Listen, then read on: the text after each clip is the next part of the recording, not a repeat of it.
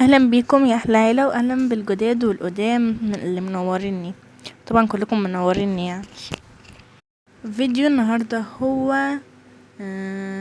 اكتر المواقف المحرجه اللي حصلت لي طول ال14 سنه اللي عشتهم. معنى كده ان انا عندي 14 سنه من غير يعني محد يسألني. قبل ما نبدا اشتركوا واضغطوا لايك وزر الجرس عشان مش بأمركم.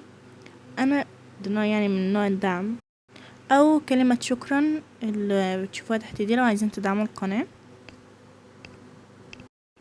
اول موقف معانا، كنت قبل كده كنا في العطلة الصيفية وكنت قاعدة العب، وفجأة قلت انا لازم اشرب حليب بالشوكولاتة النهاردة اللي هو المراعي.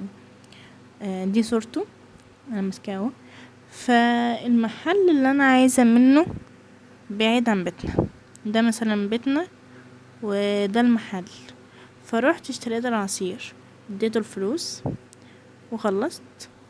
وانا راجعة في نص الطريق خصوصا في المنطقة اللي الناس بتتجمع فيها او فيها ناس كتير، وانا ماشية ابص يمين وشمال فمش واخدة بالي بقى أنا ماشية وخلاص. فلاحظت ان انا مش عارفة امشي، فعمالة امشي كده وخطوتي بقت سريعة، فببص الاقي نفسي مش عارفة امشي. فببص على رجلي لقيت في سلك خصوصا لونه اخضر متعلق في رجلي ومش عارفة امشي. ففضلت ماشية ومش عارفة اقف ولا عارفة اشتري السلك عشان في ناس كتير. فهوب مرة واحدة وقعت والناس كلها بتبص عليا وعمالين يضحكوا او مش بيضحكوا. بس كان الموقف بالنسبة لي يوم كان محرج جدا جدا جدا بالنسبة لي، ده انا وشي احمر.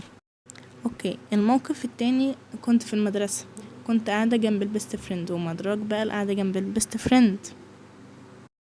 وانا كالعادة مش بحب اتكلم في الحصة، فقالت لي هي قعدت بقى تكلمني، فقالت لي موقف ضحكني جدا فمكنتش عارفه امسك الضحكه، فكل الفصل كان صمت. فطلعت صوت ضحك عالي بس الضحكه ما كانتش كبيره، فسكت في ثانيه يعني بس بصوت عالي.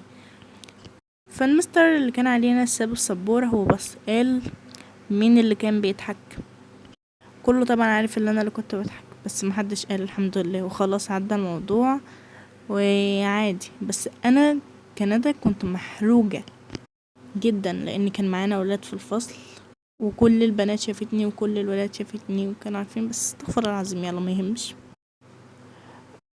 بس تحديدا كنت في اول سنة في الاعدادي، انا السنة دي في تانية اعدادي، كنا السنة اللي فاتت تحديدا سنة 2023 شهر 10 او 11 تقريبا. لو مكملين لحد هنا اشتركوا واضغطوا اللايك، وبجد بشكرك جدا لو انتوا لسه مكملين لحد هنا.